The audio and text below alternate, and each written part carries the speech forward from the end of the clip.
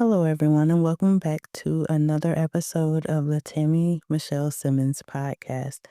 This episode is about my song that is titled Missing You Out Loud. This week marks 1 year that my dad passed away. And I hate like calling things like anniversary, especially like things like of someone passing. So that's why I didn't say the word anniversary because I don't think I don't know. I I don't know. I just don't like the word anniversary. Like anniversary is usually like a celebration type of thing, but it's like for someone passing away, it's like, I don't want to say that. But anyway, that took up a few minutes. But anyway, so the song that I have called Missing You Out Loud is for um my dad and my brother. Um they basically passed away 4 months. Um from each other. So my brother passed away first, in September, and then my dad passed away in January. And I can say that it was the hardest time of my life. Um, the thing about it is, like with someone passing, like you're basically thinking that you still have time with them. I didn't like my brother's passing was like almost like a month before his birthday. So you're thinking like, and he would have been 40. So it's like, what I mean, like we're gonna, you know, um, reconnect by the time he's, I know he's gonna turn up for his birthday and stuff like that. And then, we had conversations about, you know, meeting each other again, meeting up and stuff is, it's been like a long time from us, seeing each other because I live in New York and he lives in Georgia. So at the end of the day, we're like, we're going to reconnect and stuff like that. And, you're thinking naively like that the point that you're making plans, that because you made these plans or whatever, that that person's going to live long enough to, for those plans to go. And then with um, my dad was a little different, um, because I'm watching my dad or listen, basically he lived in Georgia as well. So we were, you know, um, distant from, as far as that. But the thing about it is just basically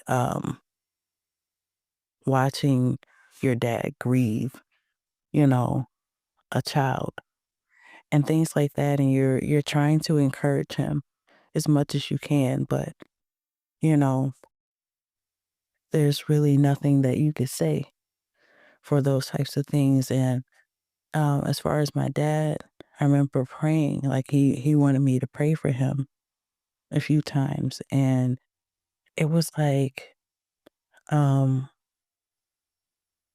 that was like a big thing for me, because my dad, especially like for a parent to ask you to pray for them, like, it's like you feel like you feel good, and for me, it's like I thought my dad was joking when he asked me. And so but he was serious. He wanted me to pray for him. And after I got done praying for him, he was like, he felt like a weight lifted off his shoulders and stuff like that. And I was praying for his health and I was praying, that he got better. Even, I think probably like a week before he passed away, I was still praying, what I mean? And, I'm like, God, please, restore his health and stuff like that. And the thing about it is, and then next thing I know, he passed away. And, ooh, um, the thing that got to me the most, and I want to be fully transparent, was about the point that my dad didn't get healed on this side of life. That was something that I didn't understand. You know what I mean? Because, and I'm not saying anything bad about churches, but it is the teaching that some people do, that the whole thing is like, oh, God will restore, what was lost, and he will, he will give you back health. Like, what I mean? It's just like sometimes what pastors or people say, like, God will he'll turn it around and for your good. And I'm not saying that God is not going to turn around for your good. So please don't think I'm saying it that way. But I'm like, sometimes when people say that, it doesn't look the way that we want it to look. You know what I mean? Like at the end of the day, it's like I was asking for my dad to get better and, for his health to increase or, God to reverse whatever was going on and all of this. And at the end of the day, my dad passed away. You know what I mean? And so at the end of the day, it's like, that's not how I was taught. Like that's not what these pastors, that's not what people are preaching. They're saying that God is going to restore you back to health and you know what I mean? And whatever the enemy stole, you'll get it back and all this. But no one is saying that it may not happen on this side of life. They're not saying that it might not happen on this side of life. No one is saying that. But what they are saying is that, God will restore. He will, whatever the lotus ate, God will give it back to you tenfold, pressed down, and all of this. And it's like, that's not how life always is. And it was a realization for me. And I know some people are like, yeah, that's how life is. But I've never had people that close to me pass away. So it's like getting a real life, um, just basically getting a real life situation happen in real time. Like my brother, which was my best friend, like I even though I'm older than him, excuse me, I never lived life without my brother. And so I'm trying to process living my life without my brother that I thought was going to be here. I thought we were going to grow old together. I thought we were going to be sitting on the porch together and all of these different things. And now that's never going to happen. And then not only did I lose my brother, I lost a protector, I lost my dad. No matter what I was going through, my dad was there, especially in my dark times and things like that. He may have not always had the right words, like, how people say, but he always had an encouraging word. I may have not always understood it, his approach or stuff like that, but at the end of the day, I could go to him. He would give me encouragement and you know what I mean? And um before he passed, like my dad was telling me that he was going to pass, right? And if you have parents, and I know, some of you guys might know what I mean, and they just talk, you know what I mean? So you don't know if they're serious joking or whatever, but they're always saying stuff like my dad has talked about death for the longest. So you're like, okay, you know what I mean? It's like, I know you don't want to hear about this, but, and he was just telling me stuff. And he was explaining to me why he did the things that he did when we were children. When I tell you we couldn't go outside, we couldn't even go to like outside of like outside of the street. Like we had a store right down the street. It was Winn Dixie. And we couldn't even walk down the street. And we never knew why, nothing. But my dad told me, he was like, I was afraid. You know what I mean? Like, it was a lot of stuff going on. And so he's like, he was trying to keep us safe. But in our way, we was like, man, we can't do nothing. You know what I mean? Like, we're not even realizing that the reason why is because he was afraid. And so, um, during that time, um, you know, my dad, like, we just had conversations. And he was always calling me. He was like, I gotta make up for lost time because we didn't talk for a few years. And he was like, I gotta make up for lost time. He was always calling me. And I mean, like, he was calling me like 4 o'clock in the morning. And he was like, and I didn't one time because I was asleep, I didn't answer the phone. And he was like, I have it on my voicemail. He was like, "You up? You up?" And or no, he was like, "Are you at work?" "No, you ain't at work." I'm like, "It's 4 o'clock in the morning." Like, you know what I mean? But at the end of the day, um, you know, to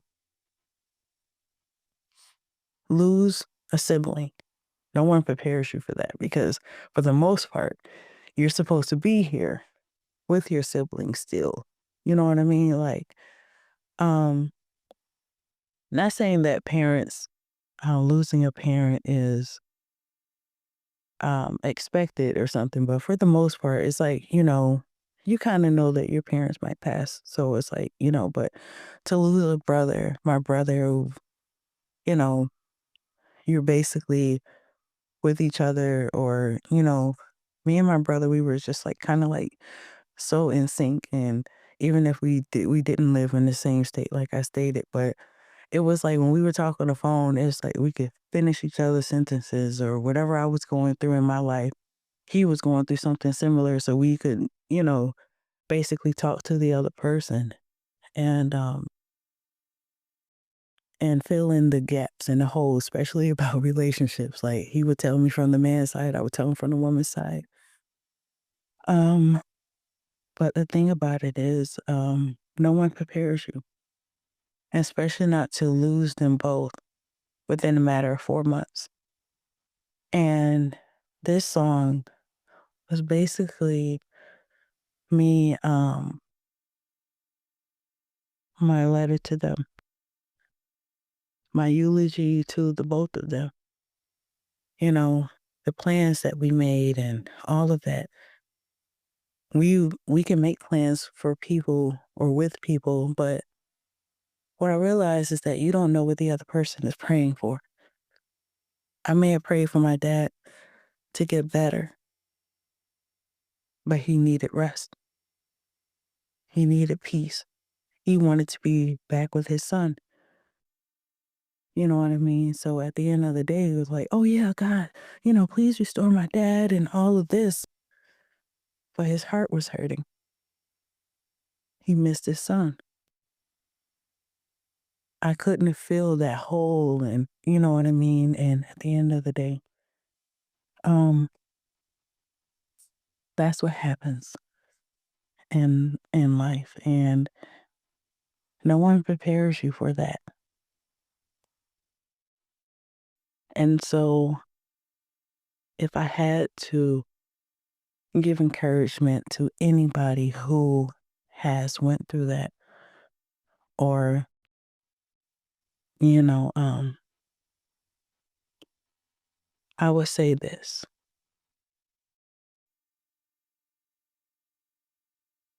It is okay to honor them and grieve them, but you also have to move on with your life.